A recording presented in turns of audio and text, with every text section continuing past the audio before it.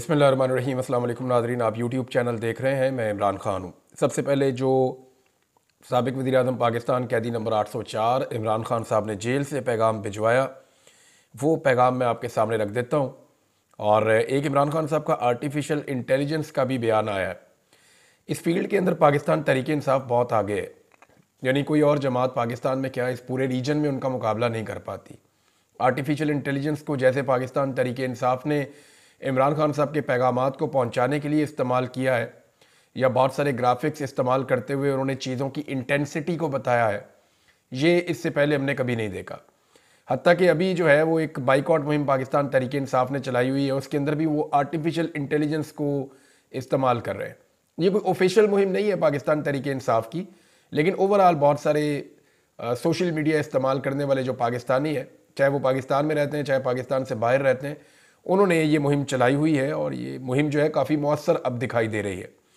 इमरान खान साहब को जेल के अंदर दिखाना हो, सख्तियाँ दिखानी हो, या डी चौक पे जो हुआ वो दिखाना हो, या पाकिस्तान तहरीक इंसाफ के जलसों को या उनके हीरोज़ को ग्लोरीफाई करना हो, या जुल्म और ज़्यादती को बताना हो, तो इस हवाले से आर्टिफिशियल इंटेलिजेंस को बड़ी कामयाबी से तहरीक इंसाफ ने इस्तेमाल किया। देखिए, नौजवानों की जमात है और ये पढ़े लिखे बाशऊर नौजवान है, तो वो अपने ख्यालात को, अपने तसव्वुरात को फिर आर्टिफिशियल इंटेलिजेंस के ज़रिए से पब्लिक के सामने लेकर आते हैं।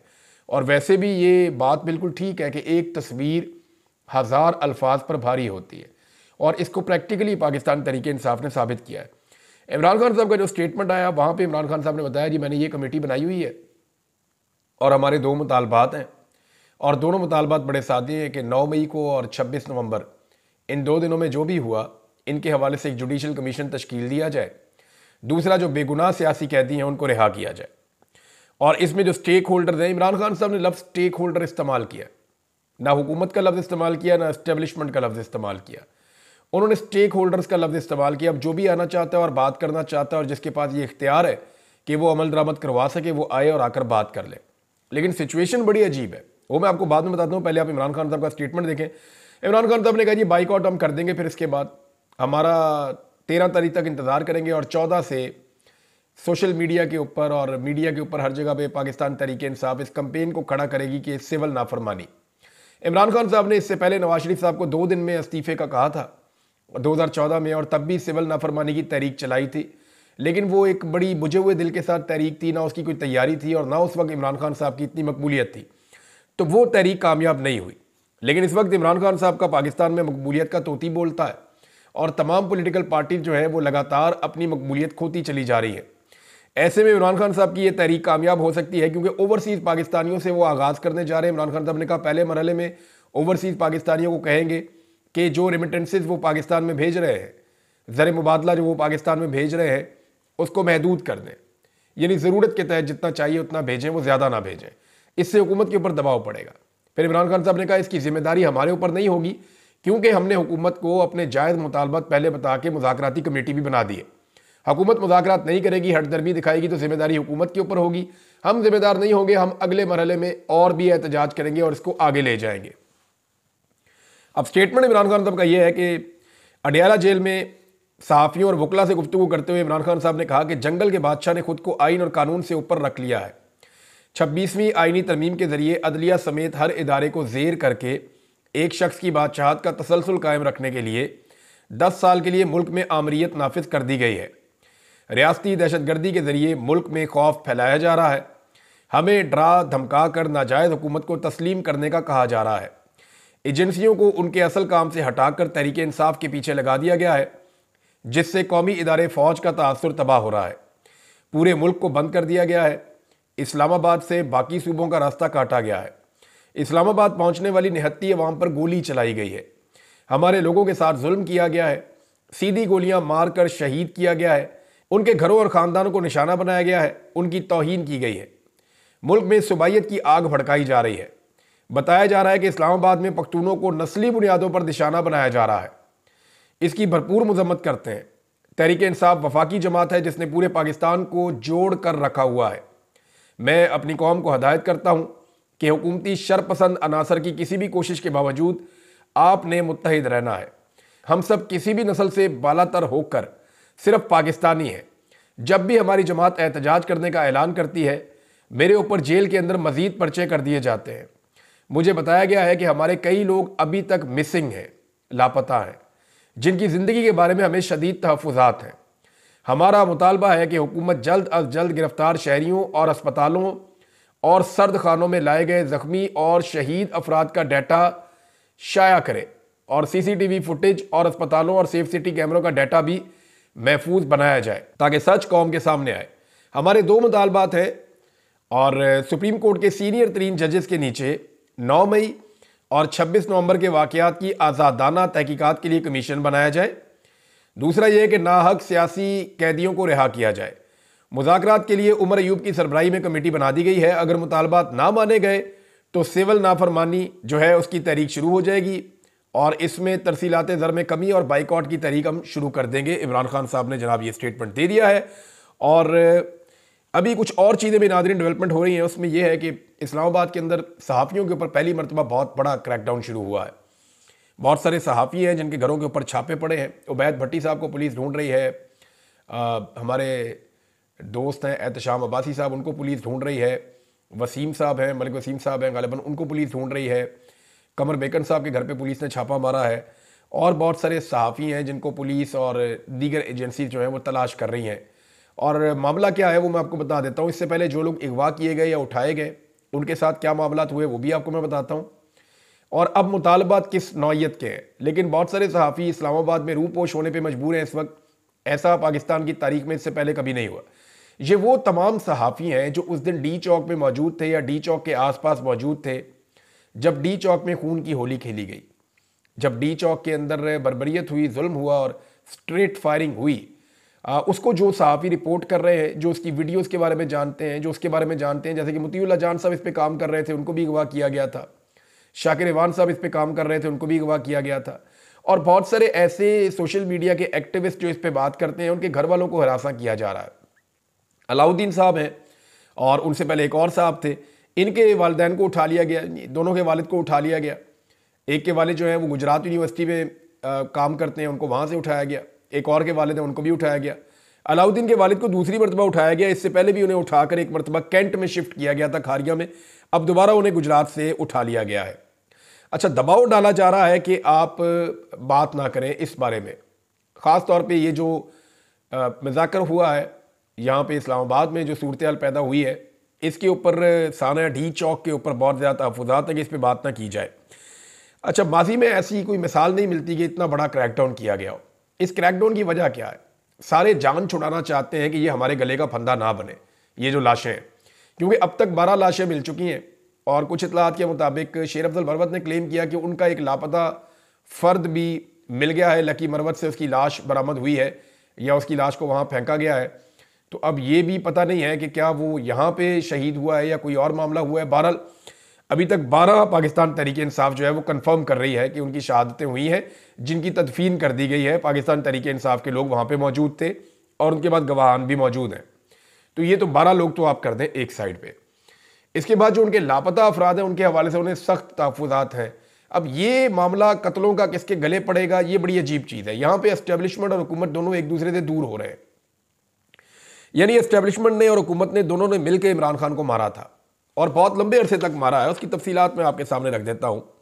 यानी पौने 3 सालों में इमरान खान पर 188 मुकदमात हैं, उन पर कातलाना हमले हुए हैं, वो गोलियां भी उनको लगी हैं, उनके घर को तबाह किया गया है, इद्दत और तोशाखाना जैसे घटिया मुकदमात उनके ऊपर बनाए गए हैं, उन पर मीडिया में पाबंदियाँ लगाई गई हैं, उनसे उनका मैंडेट छीन लिया गया है, इंतखाबी निशान ले लिया गया, उनके लोगों को शहीद किया गया, ख़वातीन और बच्चों पर जुल्म किया गया, जबरी गुमशुदगियाँ की गई, अगवा बराए बयान करवाया गया, उनकी बीवी को और बहनों को जेल में रखा गया, जेल में उनके साथ इंतहाई गैर इंसानी सलूक इमरान खान साहब के साथ किया गया, तमाम फाशिस्ट हथकंडे इस्तेमाल किए गए। और अब ऐसा दिखाई देता है कि दोनों थक गए हैं, यानी हुकूमत भी और इस्टेब्लिशमेंट भी, और अब दोनों इमरान खान को एक दूसरे के खाते में डाल रहे हैं कि नहीं जी हमारी लड़ाई नहीं है, इसके साथ तो हुकूमत की लड़ाई है। हुकूमत कहती है यार हम कभी किसी को इतना मारते हैं। यानी मैं आपको बताता हूँ कि जो इस्टेब्लिशमेंट के माउथ पीस हैं वो अब टीवी चैनल पे और सोशल मीडिया पे आकर ये कह रहे हैं कि जनाब हमारा तो देखें, अब रियासत के साथ थोड़ी लड़ाई है पीटीआई की, इन सियासी जमातों के साथ लड़ाई है, इनका कसूर है, ये जो कुछ भी किया है इन्होंने किया है, अगर लाशें गिरी है तो इनकी रिस्पॉन्सिबिलिटी है, हमारी तो कोई जिम्मेदारी नहीं है। तो एक तरफ जो एस्टेब्लिशमेंट के माउथ पीस हैं वो ये बयानियां बना रहे हैं, दूसरे जो हुकूमत के माउथ पीस हैं या हुकूमत के अपने लोग हैं वो ये बयानियां बना रहे हैं और निजी महफिलों में हर जगह पे ये कह रहे हैं। और मैं जिम्मेदारी से आपको ये बात बता रहा हूं, हमारे साथ भी जब वो बात करते हैं हुकूमत के लोग, तो वो ये कहते हैं देखें हम सियासी लोग हैं, हम एक लेवल तक ही मामलात को जो है वो ले जा सकते हैं, इतना जुल्म और बर्बरियत हम कभी नहीं कर सकते। पाकिस्तान तहरीक इंसाफ के खिलाफ जो कुछ भी हो रहा है, ये PMLN या पीपल्स पार्टी या हम लोग नहीं कर रहे, ये एक्चुअली एस्टेब्लिशमेंट कर रही है। और ये वही एस्टेब्लिशमेंट है जिन्होंने माजी में हमारे ऊपर भी जुल्म और जबर किया है, हमें भी तकालीफ दी हैं। तो अब वो एस्टेब्लिशमेंट पाकिस्तान तहरीक इंसाफ को उससे ज़्यादा तकलीफ इसलिए दे रही है कि तहरीक इंसाफ और उनकी लीडरशिप सरेंडर नहीं कर रही या वो बात मान नहीं रहे। तो हुकूमत तो जान छुड़ा लेती है, निजी महफिलों में वो ये बात कर रहे हैं, कल को वो खुलकर करना शुरू हो जाएंगे। और आजकल उन्होंने कुछ जुमले बोलना भी शुरू कर दिए हैं। यानी आप यहां से अंदाजा करें कि एस्टेब्लिशमेंट और हुकूमत के जो दोनों तरफ के टाउट्स हैं, उनकी आपस में लड़ाई हो गई है।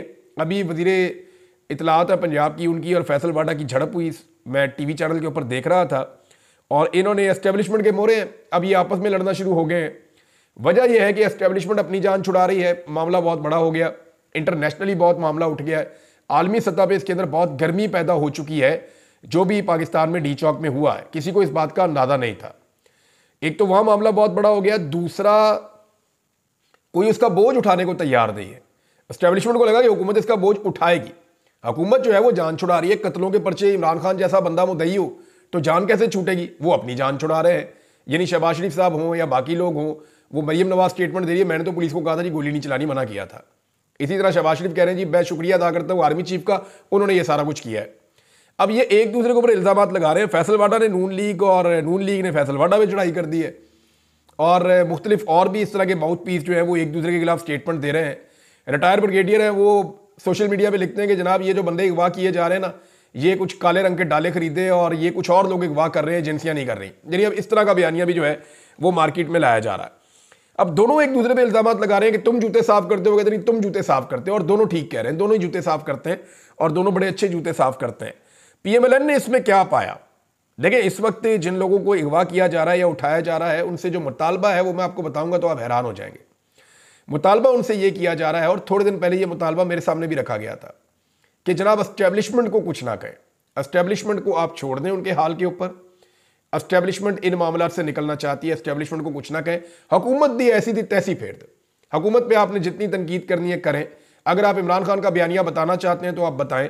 अगर इमरान खान के बयानिए के ऊपर आपको लगता है कि वो ठीक बात कर रहा है तो आप उस बयानिए को सपोर्ट करना चाहते हैं, आप करें। अपने एनालिसिस में आप जिसकी मर्जी हमायत करें, जिसकी मर्जी मुखालफत करें, लेकिन मेहरबानी करें एस्टेब्लिशमेंट की तरफ आपने नहीं देखना। ये जो बंदे अगवा किए गए हैं उनको भी यही कहा जा रहा है। मैं जिम्मेदारी के साथ आपको ये बात बता रहा हूं। अब PMLN के लिए और पीपल्स पार्टी के लिए या जो लोग हुकूमत में बैठे हैं उनके लिए ये सोचने की बात है कि उन्होंने क्या पाया। यानी नून लीग ने अपनी सियासत भी तबाह कर दी, अपनी इज्जत भी खाक में मिला दी। इक्तदार जो है उनको जो मिला वो कठपुतली वाला इक्तदार मिला है और पॉलिश कर करके भी थक गए हैं। मगर बदले में मिला क्या? फैसल वाडा के ताने और एक कठपुतली हुकूमत, और आइंदा इलेक्शन में भी नहीं जा सकते। तो ये PMLN ने अब तक इक्तदार तो उनको मिला है कठपुतली वाला, लेकिन तन्हाई मिली है उन्हें। PMLN ने अपने आप को तनहा किया है, अपने आप को बदनाम किया है और अपनी सारी सियासत के ऊपर पानी फेर दिया है। नवाज शरीफ साहब की 40-45 साल की 50 साल की सियासत थी, वो अब कख नहीं रही इस वक्त तक की। अगर मैं आपको बात कहूं तो वाकई मियां साहब ने अपनी बर्बादी अपने हाथ से खुद की है। और उसके अंदर उनकी बेटी का, उनके भाई का, उन सब का हाथ है, जो लोग बहुत फ्रस्ट्रेटेड थे कि किसी तरह बूट पॉलिश करके उन्हें इक्तदार मिल जाए। तो अब उसी बूट से जो है वो लगता है थोड़े दिनों में इन्होंने ठुड्डे भी खाने, या इनको पॉलिश बहुत अच्छी करनी पड़ेगी, अपने ऊपर बोझ उठाना पड़ेगा। क्योंकि इंटरनेशनली ना चीज़ें बहुत ज़्यादा दबाव बढ़ा रही हैं। पाकिस्तान में एक बड़ा सीरियस मसला हुआ है जिसके ऊपर कोई तवज्जो नहीं दे रहा, और वो मामला है कश्मीर का। और बड़ी गैर संजीदगी पाकिस्तान में दिखाई जा रही है पाकिस्तान की रियासत की जानिब से। एक तो थोड़े दिन पहले बड़ा गंदा स्टेटमेंट दिया पाकिस्तान के वज़ीर दाखिला ने, उन्होंने कश्मीरियों को बिल्कुल ही डिसोन कर दिया, उन्होंने कश्मीरियों को पाकिस्तान मानने से इनकार कर दिया। तो ये डिसोन कर देना ये बड़ी सख्त ज्यादती थी। अब वहां बड़ी मखदूश सूरत हाल है। ये हुई क्यों, मैं आपको ये बताता हूं। आज से चंद महीने पहले आपको याद होगा कि कश्मीरियों ने एहतजाज किया था, ताजरों ने एक तहरीक शुरू की थी और उन्होंने ये कहा था कि हमारी जो सब्सिडीज हैं वो क्यों हमसे ली जा रही हैं। नंबर एक, महंगी बिजली के खिलाफ वो खड़े हो गए थे कि जनाब आपने पूरे पाकिस्तान की बिजली महंगी करनी है तो करें, पानी हमारा है, पानी हमारे पास से जाता है, लिहाजा हमें जो सब्सिडी के ऊपर बिजली मिल रही है, यानी जितने का यूनिट तैयार हो रहा है उतने की आप हमें दें, हमारे पे कोई एहसान ना करें, ना हमारे पर बोझ डालें, हमने आपका बोझ नहीं उठाना। अगर आप लोग नकम्मे हैं, नाअहल हैं, आप नहीं संभाल सके चीज़ों को, तो उसकी जिम्मेदारी हमने नहीं उठानी। आज़ाद कश्मीर के शहरी डट गए थे, उन्होंने कहा जी हमने बिजली का बिल उतना नहीं देना जितना आप मांग रहे हैं। तो फिर उन्होंने एहतजाज शुरू किया। फिर उन्होंने उनको एक सब्सिडी मिलती है आटे के ऊपर, कि जो आटा आएगा मैदानी इलाकों से वो उनको सब्सिडी के साथ मिलेगा वहां पे ऊपर अपर एरियाज में, उनको इजाफी चार्जेस नहीं देने होंगे। अच्छा, ये गिलगित बल्तिस्तान में भी ऐसा होता है। अब ये जो है सब्सिडी, दो चीज़ों के ऊपर उन्होंने वहाँ एहतजाज किया, बहुत लड़ाई हुई और वहाँ कुछ शहादतें भी रिपोर्ट हुई, कुछ लोग जो है बहुत सारे लोग जख्मी भी हुए, दोनों तरफ के पुलिस वाले भी, सिक्योरिटी फोर्सेज वाले भी, सड़कें ब्लॉक हो गई, बड़े हालात ख़राब हुए। फिर हुकूमत ने सरेंडर कर दिया, हुकूमत ने वहाँ पे हथियार फेंक दिए और हुकूमत ने उनके मुतालबात तस्लीम कर लिए। मुतालबात तस्लीम करने के बाद अब बंदे गिरफ्तार किए जा रहे हैं, लगभग 70 बंदे गिरफ्तार कर लिए गए हैं जो इस तहरीक के साथ जुड़े हुए हैं। ये जो है वो एक्शन कमेटी है कश्मीर की और ये बड़ी तगड़ी होती चली जा रही है। इसके अंदर बहुत सारे ऐसे लोग हैं जो नेशनलिस्ट हैं, वो भी शामिल हो गए हैं, यानी जो लोग ये कहते हैं कि कश्मीर को आज़ाद होना चाहिए पाकिस्तान से भी और इंडिया से भी, ये एक अलग खित्ते का एक अलग मुल्क बन जाना चाहिए, उनकी ये सोच है। बहरहाल ये नेशनलिस्ट है, ये भी इकट्ठे हो गए। ये हो क्यों रहा है, देखें, इसको गौर करें आप। कश्मीर में एक हुकूमत थी जो अक्सरियत के साथ बनी थी इमरान खान साहब की, वहाँ एजेंसियों ने एक खेल खेला और रजीम चेंज कर दिया और एक ऐसे आदमी को वज़ीर आज़म बना दिया, अनवारुल हक। ये अनवारुल हक के पास कोई वोट नहीं था, कोई भी वोट नहीं था। पीपल्स पार्टी का अपना उम्मीदवार खड़ा हुआ था, ये अनवारुल हक पीपल्स पार्टी से वोट मांगने के लिए गया। उन्होंने कहा दौड़ जाए तो कोई नहीं वोट, उन्होंने कहा शराफत से वोट दे दो, लेकिन वोट तुम्हें नहीं तो देना पड़ जाएगा। फिर वो मुदाखलत जो होती है वो हुई और जरदारी हाउस से फ़ोन आया, जनाब वोट आपने, अनवारुल हक नाम का कोई बंदा, उसको आपने वोट डालना है। तो पीपल्स पार्टी ने सर फेंक के वोट डाल दिया। इसी तरह जब नवाज शरीफ साहब को हुक्म गया तो वहाँ से भी फ़ोन आया नून लीग वालों को, जनाब आपने वोट डालना है, उन्होंने भी अनवारुल हक को वोट डाल दिया। तो पीटीआई के अंदर से जो बंदे तोड़े गए थे उनको दो ऑप्शन दिया गया था, या तो आप जेलों में जाएंगे या आप वजीर बन जाएंगे। उन्होंने कहा जी आप हमें वजीर बना दें, तो वो भी बंदे तोड़ के ले गया। तो ये बंदा जो अनवारुल हक है ये वहाँ का वजीर आज़म बन गया। अब पीपल्स पार्टी भी इससे नफरत करती है, PMLN भी इससे नफरत करती है, पीटीआई इसको वैसे ही ओन नहीं करती। बस ये जबरदस्ती वजीर आज़म बना हुआ है और ये नुमाइंदगी किसी और की कर रहा है, कठपुतली वजीर आज़म है ये वहाँ पे अनवारुल हक। अब अनवारुल हक जो है वो चीज़ों को संभाल नहीं पा रहा, क्योंकि इसे वज़ीर आज़म बनाया है पाकिस्तान में एस्टेब्लिशमेंट ने, तो ये एस्टेब्लिशमेंट की बात मानता है, इसको अवाम की बात समझ ही नहीं आती, अवाम के मुतालबात या अवाम के जज्बात इसको समझ नहीं आ रहे। अब इन्होंने ये किया कि एक सदारती ऑर्डिनेंस लेकर आ गए जिसके तहत एहतजाज करने के ऊपर लंबी लंबी सजाएं मिलेंगी और एहतजाज कोई नहीं कर सकेगा, और साथ ही बयान दे दिया कि ये सब्सिडी हम वापस लेंगे, ये सब्सिडी हम नहीं दे सकते। IMF का भी दबाव है, वफाकी हुकूमत कह रही है जी हमने तस्लीम तो कर लिया था कि हम इनको सस्ता आटा और सस्ती बिजली देंगे, लेकिन ये हम दे नहीं सकते प्रैक्टिकली। वो हम इसलिए नहीं दे सकते कि हम इतनी सब्सिडी कैसे बर्दाश्त करेंगे, हमारी इतनी पसली नहीं है। उन्होंने कहा जी आपने हमारे साथ वादा किया था, आपको ये देना पड़ेगा। अब उन्होंने, हुकूमत ने यह सोचा कि जनाब एक ऐसा कानून बना देते हैं जो एहतजाज करे उसे उठा के जेल में डालो, तो डंडे वाला तरीकाकार वहां पर अपनाया गया। तो जब वो ऑर्डिनेंस आया तो वो चैलेंज हुआ सुप्रीम कोर्ट में, सुप्रीम कोर्ट ने उसको फारिग कर दिया, सस्पेंड कर दिया, लेकिन हुकूमत वो ऑर्डिनेंस वापस नहीं ले रही। अब हुकूमत को जो है वो आज़ाद कश्मीर के शहरी और हुकूमत आमने सामने है। शहरियों ने वहां पर रिकॉर्ड किस्म के एहतजाज किए हैं, पहिया जाम हड़ताल कर दी, पूरे आज़ाद कश्मीर के अंदर हर चीज़ को जाम करके रख दिया है। खासतौर पर मुजफ्फराबाद में, पुंछ डिवीजन में, बाग, रावलाकोट और बहुत सारे और इलाकों के अंदर ये बहुत मजबूत होते चले जा रहे हैं। आज के दिन में जो इन्होंने फैसला किया है वो फैसला ये है कि ये आज़ाद कश्मीर और पाकिस्तान के दरमियान जितने एंट्री पॉइंट्स हैं उन एंट्री पॉइंट्स की तरफ मार्च करेंगे और एंट्री पॉइंट्स को बंद कर देंगे। ये बड़ी खौफनाक और ख़तरनाक बात है। लेकिन इंडिया इसको रिपोर्ट कर रहा है। कल तक हम मकबूजा कश्मीर के हालात को रिपोर्ट करते थे कि वहाँ की हुकूमत वहाँ ज़्यादती कर रही है और वहाँ के लोग एहतजाज कर रहे हैं और उनके ऊपर लाठीचार्ज हो रहा है, वहाँ के बंदे गिरफ्तार हो रहे हैं, वहाँ के बंदे के ऊपर जुल्म और बर्बरियत हो रही है। अब इंडिया रिपोर्ट कर रहा है, उनका मीडिया रिपोर्ट कर रहा है कि जनाब आज़ाद कश्मीर जो पाकिस्तान के पास है वहाँ पर यह सूरत हाल है। अब वो हमसे बदले ले रहे हैं, वो रिपोर्ट कर रहे हैं। और हमारी तवज्जो कहाँ पे? इमरान खान को तुम दो, रजीम चेंज कर दो, अपनी मर्जी का वज़ीर आज़म ले आओ, अपनी मर्जी के फैसले कर लो। जब मैंडेट की तौहीन होती है ना तो आवाम का एतमाद खत्म हो जाता है और इस तरह की चीज़ें होती हैं जो चीज़ें अभी हो रही हैं। आज़ाद कश्मीर के जो अपोजिशन लीडर हैं उनसे मेरी बात हुई, ख्वाजा फारूक साहब से। वो ये कहते हैं जी हम कह कर थक गए हैं कि असम्बली का इजलास बुलाएं। असम्बली किस लिए होती है? वहाँ बैठ के ये चीज़ें तय कर लेते हैं। असम्बली का इजलास बुलाएं, लेकिन असम्बली का इजलास ही 4 महीने से नहीं बुलाया जा रहा, कोई जिम्मेदारी नहीं ले रहा। और वो ये कह रहे थे मुझे कि ये चीज़ें इमरान साहब हाथ से निकल जाएंगी, फिर हम भी नहीं संभाल पाएंगे। कल को इमरान खान को कहा जाएगा संभालो तो उसके लिए भी संभालना मुश्किल हो जाएगा। तो आज़ाद कश्मीर के हालात वो ये कह रहे हैं कि ग्राउंड रियलिटीज़ का किसी को अंदाज़ा नहीं है कि कितनी नफरत फैलाई जा रही है। इसको कंट्रोल करें। बहुत सारे ऐसे एलिमेंट जो पाकिस्तान से प्यार नहीं करते वो लोग इसको किसी और नज़र से देख रहे हैं और इसको एक अपॉर्चुनिटी के तौर पे लेकर पाकिस्तान की सालमियत को नुकसान पहुंचाने के ख्वाब देख रहे हैं। मेरे ख्याल में होश के नाखून लेने चाहिए पाकिस्तान के इदारों को, पाकिस्तान की एस्टेब्लिशमेंट और हुकूमत को, और इन चीज़ों को सियासी अंदाज में हल करना चाहिए और अवामी मैंडेट का एहतराम करना चाहिए। वीलॉग बहुत लंबा हो गया नाज़रीन, कुछ अहम केसेज हैं जो सुप्रीम कोर्ट ऑफ पाकिस्तान में लगने जा रहे हैं, उन पर हम अगले वीलॉग में बात करेंगे। अब तक के लिए इतने, अपना ख्याल रखिएगा, अपने इस चैनल का भी अल्लाह हाफ़िज़।